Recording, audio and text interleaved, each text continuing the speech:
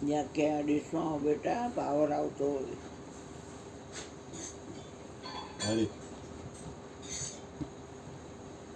બોલીએ સદગુરુ મહારાજની જય. હે રામ.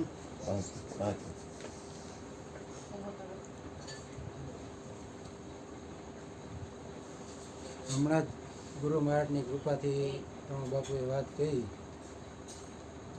બેલેન્સની વાત કરી. કોઈ વસ્તુ તમારે જોતી હોય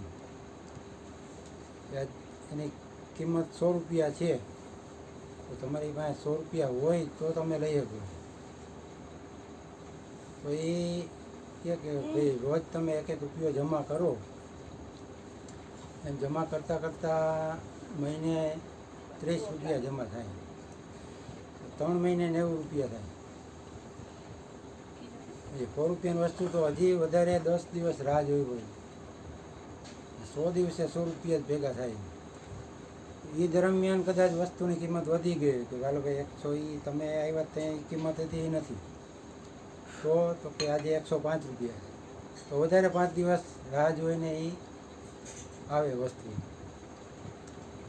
તો આ તો એક લૌકિક વસ્તુની વાત થઈ. આપણે જો ઈશ્વર પાસે પહોંચવું હોય તો આપણી બેલેન્સ કેટલી હોવી જોઈએ. એમાં લૌકિક બેલેન્સ નથી આવી. એની બેલેન્સ તમારે કે તમારો સત્સંગ, ભજન, જીવન, આચરણ, વ્યવહાર, એક જન્મના નહીં, અનંત જન્મોના કંઈક પુણ્યો ભેગા થાય તો આપણને આ એક તો સત્સંગ મળે, અને એથી વધારે કાંઈ પુણ્ય હોય તો આપણને આત્મજ્ઞાન આપે એવા કોઈ સદગુરુ મળે. એ બધાને આ જતું નથી. આપણા કંઈક એવા ભાગ્ય હશે, એમ કંઈક હશે તો આ સત્સંગ સભામાં આપણે બેઠા છીએ.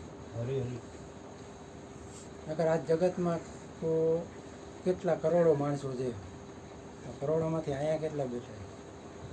ઇવન કે કરોડો તો હાલો એ સમજ્યા, ઘણા સમજેલા રાજકોટમાં છે, તો અહીંયા સત્સંગમાં હાજરી કેટલી છે. એટલે એ દરેકની કંઈક ને કંઈક કર્મ ઉપર કે કાંઈ એના ઉપર આધાર હોય. કે કોઈ નિયમિત આવે, કોઈ અઠવાડિયે આવે, કોઈ મહિને આવે, કોઈ બીજ પૂનમ આવે. બાબુ તો એમ કહેતા કે ભાઈ કે ઘણા તો એમ કહે કે ભાઈ હવે આજે ઉપદેશ લઈ લીધો, હવે ભંડારામાં આવશું કે. તમારો ભંડારો કરો તો આવી જાવ, યાદી આપશો તો. એટલે ખરેખર સત્સંગ ભજનથી જ આપણું કલ્યાણ થાય. એ તો આપણા ઉપર આપણું ધ્યાન જાય એમ બતાવે. કીધું હોય કે આવજો અને પછી જાય નહીં, એટલે કે કેમ ન આવ્યા, તો કે મારો કાન દુખતો હતો, મેં કાનને વાયક નહોતું આપ્યું, મેં વાયક તમને આપ્યું હતું, તમારે આવવાનું હતું. કાન દુખતો હતો એ બાનું ખોટું છે, તમને મેં કીધું હતું. એમ પછી શરીરના કોઈ પણ પાર્ટ તમે જણાવો તો એ તો હું કહી દઈશ મેં તમને કીધું છે. તમારા શરીરને મેં નથી કીધું, મેં તમને જ કીધું છે કે તમે જમવા આવજો. બોલો બોલો.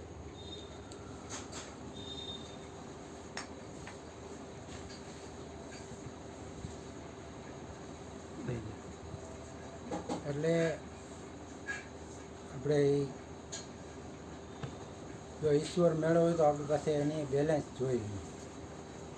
જન્મથી આપણે એમને પડતા અખડતા એમને વાયલા આવી છે, તો આ જન્મે આપણને આત્મજ્ઞાન મળ્યું, સદગુરુ મળ્યા, તો એનાથી આપણે એક સ્ટેપ આગળ વધ્યા. પછી મદાર ગુરુ તો રસ્તો બતાવે, પછી મદાર પાછો પોતાના ઉપર આવે કે પોતે કઈ રીતના હાલે છે. હવે એક જણો નીકળ્યો અહીંયા સત્સંગમાં વાત કે ભાઈ મારે દ્વારકા જવું છે, તો કેટલા ટાઈમમાં પહોંચે?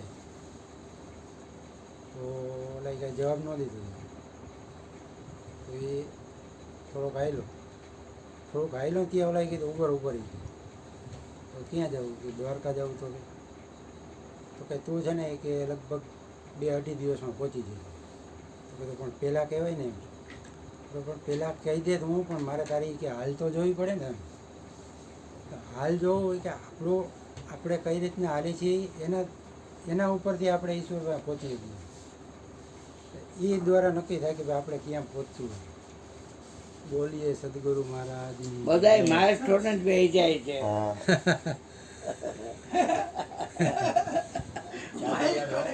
ચા પાપ